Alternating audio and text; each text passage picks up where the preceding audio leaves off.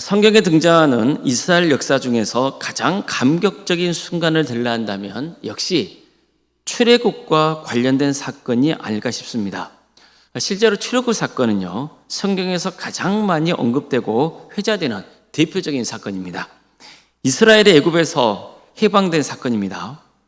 자, 그럼 왜 이 사건이 성경에서 가장 많이 인용되고 있는 걸까요? 그것은 이스라엘 민족 전체가 처음으로 하나님의 은혜를 체험한 사건이고, 또 이를 통해서 도대체 하나님이 어떤 분이신지 아는 계기가 되었기 때문입니다. 당시 이스라엘은 애굽으로부터 모진 환난과 핍박을 당하고 있었습니다. 고된 노역은 말할 것도 없고, 사내아이가 태어나면 날강에 던져져야 하는 그런 비극적인 상황까지 내몰려 있었습니다. 그런데도 그들은 도저히 애굽에 저항할 힘이 없었습니다. 그러다 어느 날 모세라는 사람이 나타나서 하나님이 당신들을 애굽에서 구원해 주기로 하셨다는 말씀을 전하기 시작합니다. 처음에는 반신반의했습니다. 그런데 정말 모세의 말은 현실이 되기 시작했습니다. 애굽 땅에 온갖 재앙이 밀어닥쳤고, 그 강팍한 애굽 왕이 결국 이스라엘을 내보내기로 한 겁니다. 이렇게 해서 이스라엘은 감격스러운 해방의 기쁨을 맛보았던 거죠. 그들은 이 모든 게 하나님이 행하신 일이라는 것을 확실히 알았습니다. 무엇보다도 이러한 믿음이 강력한 확신으로 자리 잡은 결정적인 일이 벌어집니다. 애굽에서 나온 백성들은 홍해 앞에 다다랐습니다. 하지만 애굽 군대가 그들을 뒤쫓고 있는 걸 보게 되죠. 백성들은 두려움과 공포에 휩싸였습니다. 우리를 왜 이곳까지 인도했느냐? 애굽 땅에 묻힐 매장지가 없어서 우리를 여기로 데려온 것이냐? 이러면서 모세에게 온갖 불만을 표출했습니다. 여기서 개죽음을 당하느니 차라리 애굽 사람을 섬기는 게 낫겠다, 이렇게까지 말했어요. 그렇지만 모세는 당황하지 않고 이렇게 외칩니다. 너희는 두려워하지 말고 가만히 서서 여호와께서 오늘날 너희를 위하여 행하시는 구원을 보라. 너희가 오늘 본 애굽 사람을 영원히 다시 보지 아니하리라. 여호와께서 너희를 위하여 싸우시리니 너희는 가만히 있을지니라. 자, 모세가 뭐라고 외쳤습니까? 두려워하지 말라고 했죠. 왜 두려워하지 말라고 했습니까? 하나님께서 너희를 위해서 친히 싸워 주실 것이라는 겁니다. 그러니 겁에 사로잡힐 필요가 없다는 거죠. 정말 어땠습니까? 하나님은 밤새 큰 동풍을 일으켜서 홍해를 가르셨습니다. 그래서 이스라엘 백성들은 홍해를 무사히 건널 수 있었습니다. 뿐만 아니라 하나님께서는 홍해길을 다시 물로 덮으셔서 이스라엘을 뒤쫓고 있던 애굽 군대를 섬멸하셨습니다. 이 놀라운 광경 앞에서 이스라엘 온 백성들은 한 목소리로 하나님을 찬양했던 겁니다. 여호와는 나의 힘이시요 노래이시며 나의 구원이시로다. 그런 나의 하나님이시니 내가 그를 찬송할 것이요 내 아버지의 하나님이시니 내가 그를 높이리로다. 이처럼 온 백성이 하나님을 찬양하며 그분이 어떤 분이신지를 고백했습니다. 한마디로 하나님은 우리의 왕이시라는 겁니다. 그것도 전능하신 왕이시라는 겁니다. 이처럼 그런 출애굽 사건을 계기로 살아계신 하나님을 체험할 수 있었습니다. 오늘 본문은 이런 출애굽의 역사가 있고 40여 년이 지난 후에 일어난 일을 전하고 있습니다. 이제 이스라엘 백성들은 오랜 광야 생활을 마치고 드디어 요단강을 건너 가나안 땅에 들어가기 직전이었습니다. 이 상황만 놓고 보잖아요. 그러면 40년 전이나 지금이나 크게 다르지 않았어요. 40년 전에는 그들 앞에 홍해가 있었잖아요. 이제는 뭐가 있습니까? 요단강이 있는 거예요. 뿐만 아니라 과거에 이스라엘은 강한 민족인 애굽과 상대해야 했습니다. 그런데 이제는 강력한 가나안 족속과 상대해야 합니다. 물론 다른 점도 있습니다. 지금 가나안 족속과 싸우기 위해 요단 앞에 있는 백성들은 40여 년 전에 출애굽의 역사를 경험해보지 못한 새로운 세대였습니다. 물론 일부는 그 역사의 현장에 있었습니다. 하지만 당시의 나이가 20세 미만이었어요. 그때 주축 세력이었던 백성들은 이미 죽어서 광야에 묻힌 후였습니다. 그래서 모세는 새로운 세대에게 40여 년 전에 외쳤던 말씀을 그들에게 재차 선포했던 겁니다. 내가 나가서 적군과 싸우려 할 때 말과 병거와 백성이 너보다 많음을 볼지라도 그들을 두려워하지 말라. 애굽 땅에서 너를 인도하여 내신 내 하나님 여호와께서 너와 함께 하시니라. 자, 보십시오. 40여 년 전에 이스라엘 백성들이 홍해 앞에서 두려움에 떨었던 이유가 뭡니까? 그들을 쫓고 있는 애국 군대를 봤기 때문이에요. 애국 군대는 말을 타고 병거를 이끌고 쳐들어왔습니다. 이 때문에 백성들은 두려움에 떨었습니다. 마찬가지로 이제 새로운 세대도 가나안 땅에 들어가면 그들과 상대가 안 되는 강력한 군대를 보게 될 거예요. 그렇더라도 뭐 하지 말라는 거예요? 두려워하지 말라는 거예요. 그 이유도 전합니다. 하나님이 함께 할 것이기 때문이라는 거예요. 이처럼 모세는요, 40년 전과 마찬가지로 새로운 세대에게도 동일한 말씀을 선포했던 거예요. 겁내지 말라. 승리는 이미 하나님께 있다. 하나님이 함께 하셔서 대신 싸워주실 테니 두려워하지 말라. 이렇게 선포했던 거죠. 그는 이어서 제사장에게 이렇게 명합니다.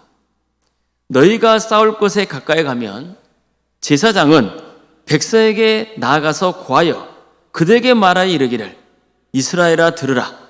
너희가 오늘 너희의 대적과 싸우려고 나왔으니 마음에 겁내지 말며 두려워하지 말며 떨지 말며 그들로 말미암아 놀라지 말라.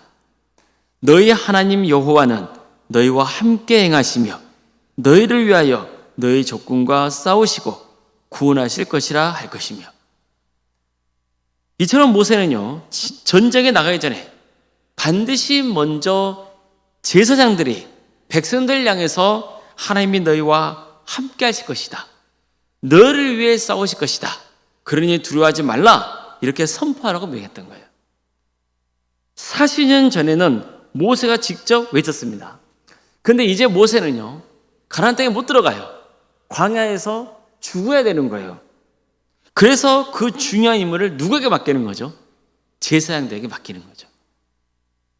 백성들이 제사장이 선포한 말씀을 듣고 담대하게 싸울 수 있게 했던 겁니다. 이처럼 제사장에게는요, 이스라엘 백성들이 도대체 누구를 바라봐야 되는지를 되새겨야 하는 막중한 임무가 주어지는 거죠. 성도 여러분, 오늘 우선 본문은요, 우리가 왜 예배를 드리고 특별히 하나님의 말씀을 드려야 하는지를 잘 증거하고 있어요. 우리가 모여서 예배를 드리고 하나님의 말씀을 듣는 것은 그냥 종교의식을 행하는 것이 아니에요. 세상에 나가서 승리하기 위해서인 거예요. 승리하려면 가장 중요한 게 뭐겠어요? 하나님이 함께 하신다는 믿음이에요. 하나님이 싸워주신다는 믿음입니다. 그 믿음이 우리를 두려움에서 벗어나게 해주는 거예요. 모세는 이스라엘 백성들이 가나안 군대와 싸우기 전에 반드시 먼저 하나님이 함께 하시니 두려워하지 말라는 제사장의 선포를 듣게 했습니다. 이것은 이스라엘의 승리를 위해서 했던 거예요. 두려워하면 이길 수 있어요, 없어요? 없어요. 두려워하면 지는 거예요. 두려워하면 승리할 수 없습니다. 절망하면 이길 수 없어요. 담대해야 됩니다. 그럼 어떻게 담대할 수 있습니까? 하나님이 함께 하신다. 하나님이 싸워주신다. 그런 믿음이 있어야 되는 거예요. 그래서 오늘날에도 말씀을 전하는 설교자의 최우선적인 사명은 성도님들이 하나님을 바라보게 하는 겁니다. 사람은요, 강해 보이는 것처럼 보여도 사실은 얼마나 연약한 존재인지 모릅니다. 하나님을 믿어도 마찬가지예요. 우리가 하나님을 믿고 있다고 해도 내 신앙이 과연 견고합니까? 문제가 닥치면, 어려움이 생기면 얼마나 마음이 흔들립니까? 불안, 염려, 근심, 걱정이 끊이지 않아요. 내 인생에 위기가 닥칠 때, 뭔가 새로운 도전을 앞두고 있을 때 마음은 더 복잡해지고 심란해지는 거예요. 잠도 안 와요. 어떻게 하지? 이런 물음이 끊이지 않는 거예요. 그럴 때 반드시 들어야 하는 말씀이 있습니다. 두려워하지 말라. 두려워하지 말라는 하나님의 말씀입니다. 하나님이 함께 하신다. 하나님이 행하신다. 그러니 걱정하지 말라. 이 말씀을 들어야 되는 거예요. 이 말씀을 붙들고 세상에 나가야 됩니다. 우리가 예별되는 시간을 소중히 여겨야 하는 것도 이런 이유가 있는 거예요. 물론 설교자는요, 바른 신앙을 전해서 성도들이 회개하고 삶을 고치도록 해야 됩니다. 그러나 이처럼 죄를 회개하고 삶을 고칠 수 있는 것도 누가 함께 하신다는 믿음이 있을 때 가능합니까? 하나님이 함께 하신다는 그런 믿음이 있을 때 가능한 겁니다. 두려워하지 마. 낙심하지 마. 회개하고 바르게 살면 돼. 하나님이 너를 용서해 주실 거야. 하나님이 너와 함께 하실 거야. 이처럼 하나님이 죄를 용서해 주시고 함께 하신다는 그 소망이 있어야 삶을 고칠 수 있는 거예요. 구원의 완성을 이루는 인생을 살 수 있는 겁니다. 그래서 설교자는 말씀을 통해 성도님들이 하나님을 바라보게 해야 되고, 또 성도님들도 설교자가 전하는 말씀을 들으면서 하나님을 경외하며 하나님이 함께 하신다는 믿음을 강하게 붙들어야 하는 겁니다. 믿음이 있어야 결국 승리할 수 있습니다. 다음으로 모세는요, 제사장에 이어 지휘관들에게도 백성들에게 다음과 같이 명하라 했습니다. 너희 중에 누구든지 집을 짓고 준공식을 하지 못한 사람이 있으면 집으로 돌아가라. 그래서 너희가 전사함으로써 다른 사람이 준공식을 하는 일이 없게 하라. 누구든지 포도원을 만들어 놓고 아직 그 열매를 맛보지 못한 사람이 있다면 집으로 돌아가라. 너희가 전사함으로써 다른 사람이 그 열매를 맛보는 일이 없게 하라. 너희 가운데 여자와 약혼하고 아직 결혼하지 못한 사람이 있으면 집으로 돌아가라. 그래서 너희가 전사함으로써 다른 사람이 그 여자와 결혼하는 일이 없게 하라. 자, 한번 생각해 보십시오. 이게 전쟁을 앞둔 상황에서 지휘관이 할 소리입니까? 말이 안 되는 거예요. 이스라엘은 지금 맞서 싸워야 할 가나안 군대와 비교해 보면은 전력이 형편이 없는 거예요. 따라서 어떻게든 한 명이라도 사람들을 모이게 해야 돼요. 현실은 그래요. 그런데도 개인적인 사정이 있는 사람들은 어떻게 하라고요? 돌려보내라. 그렇게 말하라고 하니까 어때요? 군대를 이끄는 지휘관의 입장에서는 말하기도 그렇고 안 하기도 그렇고 난감했을 거란 말이에요. 그러면 이런 상황을 모세가 몰랐을까요? 자, 그럼 모세는 왜 지휘관을 시켜서 이런 명령을 내라고 했을까요? 가장 큰 이유는요, 믿는 구석이 있었기 때문이에요.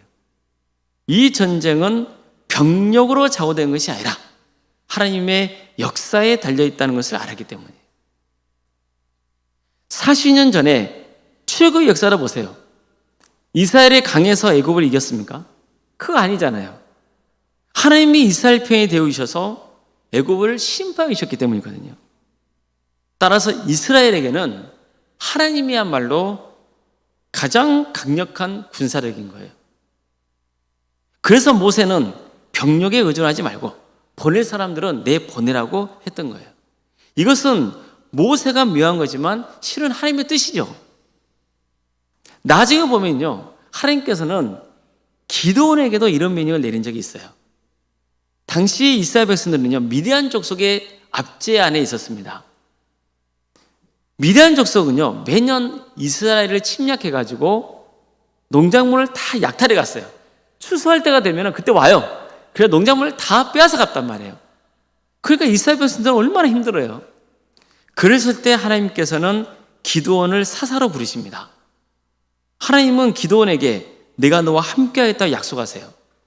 기드온은 이제 미디안 족속에 맞설 사람들을 모았어요. 처음에 모인 군사가 32,000명이었습니다. 그런데 하나님은 군사수가 너무 많다고 하세요. 그러면서 두려워하는 자들은 다 돌려보내라 하세요. 그래서 남은 사람이 몇 명이냐면 한 10,000명 됐어요.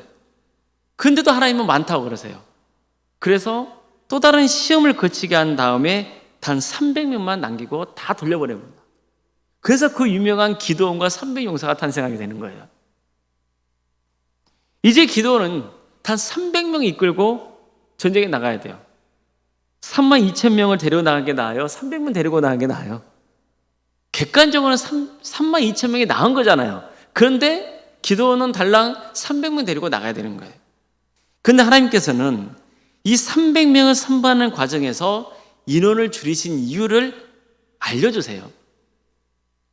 이는 이스라엘이 나를 거슬러 스스로 자랑하기를 내 손이 나를 구원하였다 할까 함이니라. 다시 말해서 이 전쟁은 이스라엘의 군사력이나 전략 때문이 아니라 하나님이 직접 역사하셨기 때문에 승리했다는 것을 깨닫게 해주기 위해서라는 거예요. 왜 그럴까요? 무엇 때문이죠? 이 전쟁을 통해서 이스라엘 백성들이 다시 한번 하나님을 전적으로 신뢰하는 그런 신앙을 회복시키기 위해서인 거예요. 나 봐. 나 이게 대단한 사람이야. 자랑하시는 게 아니라 누구의 신앙을 세우려 한다고요? 이스라엘 백성들의 신앙을 세우려 하시려는 그런 하나님의 뜻이 담겨 있는 거예요. 300명밖에 되지 않았지만 이스라엘이 미디안 족속을 이겼다는 거예요. 이것은 누구도 부인한 게 확실한 거예요. 하나님이 함께 해주셨기 때문이라는 거. 그 밖에는 달 설명할 길이 없잖아요. 그래서 이스라엘 백성은 이제 누구를 바라보게 되는 거예요? 하나님을 바라보는 신앙을 회복하게 되는 거죠. 모세가 지휘관들에게 여러 가지 이유가 있는 사람들을 다 돌려보내려 한 것도 이런 이유 때문이에요. 전쟁의 승패는 이스라엘의 군사력에 달려있는 게 아니라 하나님을 의지하는 그 신앙에 달려있다는 것을 가르쳐주려고 하신 겁니다. 그래서 모세는 이들 외에 전쟁이 두려워서 겁을 내는 자들도 다 돌려보내려 했어요. 이처럼 하나님의 일은요, 사람의 수에 달려있는 게 아니에요. 우리 광주 동암교회도 마찬가지입니다. 교회 외적 규모는 상대적인 거예요.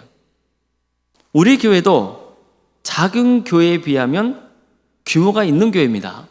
그런데 더 큰 교회에 비하면 규모가 작은 공동체입니다. 자, 그럼 우리가 큰 교회보다 더 많이 섬길 수 없습니까? 그렇지 않습니다. 반대로 우리보다 규모가 작은 교회는 더 적게 섬길 수밖에 없습니까? 그것도 아닙니다. 하나님의 역사는 단순히 외형적인 기준으로 이루어진 게 아니에요. 하나님은 전적으로 그분을 신뢰하는 사람, 신뢰하는 공동체를 찾으십니다. 두렵다, 하기 싫다, 어렵다? 그럼 하나님이 뭐라고 하실까요? 그럼에도 불구하고 꼭 필요하면 어떻게든 쓰시겠죠. 그렇지만 이러실 거예요. 그래, 됐다. 네 마음 알았어. 너 안 쓸게. 이러실 거란 말이죠. 하나님은 얼마든지 우리 말고도 그분의 역사를 이뤄갈 수 있어요. 하나님이 보시는 것은 외적인 게 아니에요. 우리의 마음을 보세요. 그 중심을 보신다고요. 두려워하지 않는 마음. 오직 하나님을 신뢰하는 담대한 그 마음을 보십니다. 하나님은 그 마음을 어여삐 보시고 모든 일을 행하세요. 우리는 하나님의 역사에 참여하는 영광을 누리게 되는 겁니다. 특히 새 집을 지어서 낙성시지 못한 사람, 포도원을 만들었는데 그 열매를 먹지 못한 사람, 약혼했는데 결혼을 못한 사람을 그냥 돌려보내는 것은 비록 참혹한 전쟁 상황이라 할지라도 하나님은 사람들의 처지와 형편을 배려하신다는 것도 가져주고 있는 거예요. 진짜 하나님이 바라시는 것은 전쟁이 아니에요. 전쟁은 인간성을 말살시키고 사람을 더 악하게 만들잖아요. 그런 상황일지라도 공동체 안에서 배려가 있어야 한다는 것을 강조하고 있는 겁니다. 뿐만 아니라 전쟁에 참전하지 않는 사람들에게도 나름 역할이 있다는 것을 일깨워주고 있는 거예요.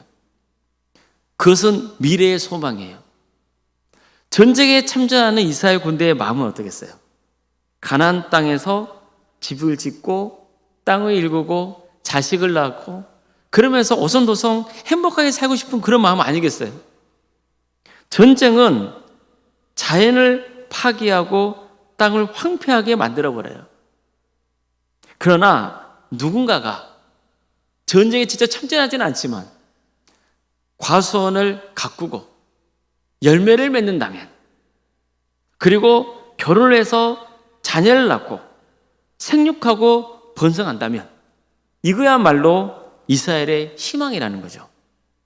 전쟁에서 승리한 자체도 희망이지만 그 이후의 삶까지도 하나님께서는 다 고려하시는 거예요. 이걸 통해서 하나님은 아주 중요한 것을 가져오시는 거죠. 하나님의 뜻은 파괴가 아니라는 거예요.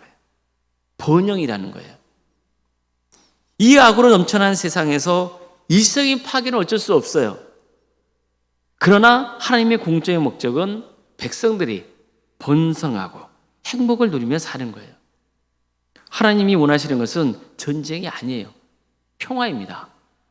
그래서 하나님은 이스라엘 백성들에게 전쟁을 하려 할 경우 그 상대를 향해서 먼저 평화를 청하라고 명하셨던 거예요. 단 가나안 족속은 예외예요. 그들은 우상 숭배와 온갖 죄악 때문에 하나님의 심판을 당해야 했기 때문이에요. 이스라엘 백성들은 가나안 땅에 들어가서 지내더라도 가나안의 우상 숭배와 그릇된 악습을 따르면 안 돼요.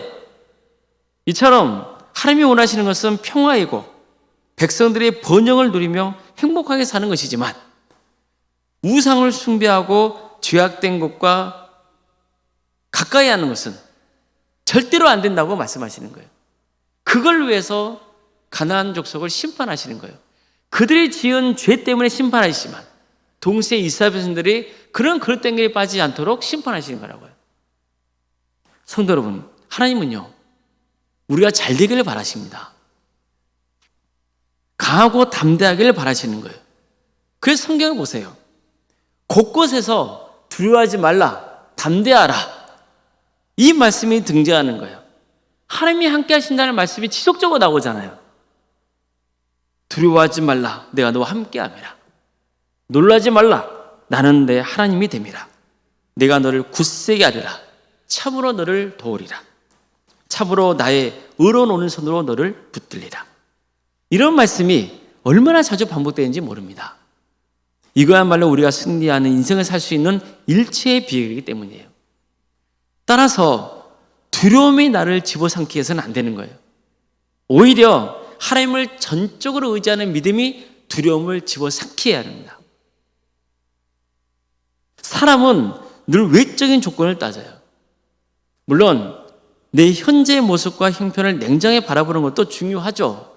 그러나 이 모든 것을 넘어서 이루시는 분은 하나님이세요. 하나님의 말씀은 우리에게 위로를 줍니다. 그러나 하나님의 말씀은요 또한 싸워 이기게 하는 강력한 무기가 됩니다.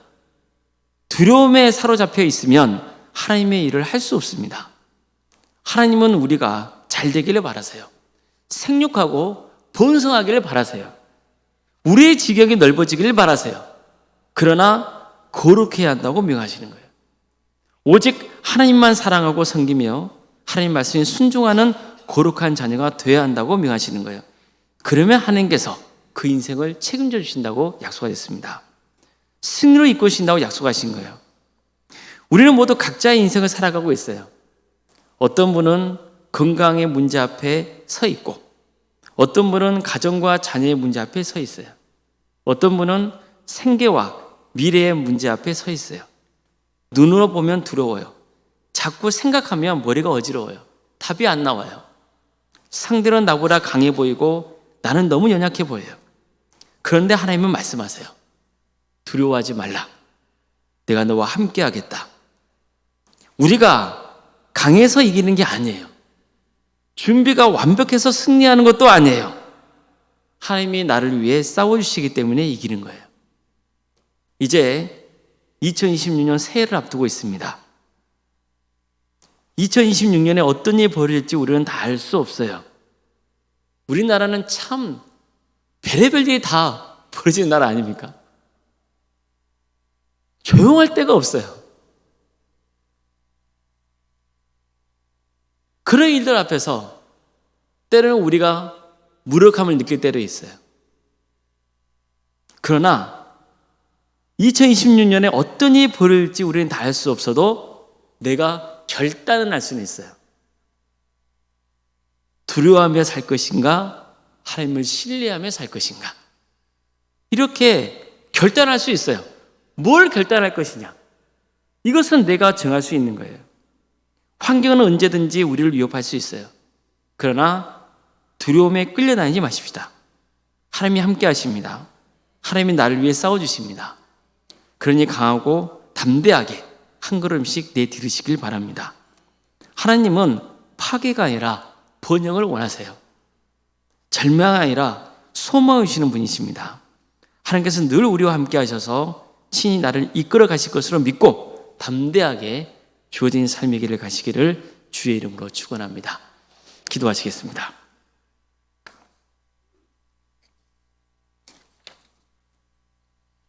사랑의 하나님,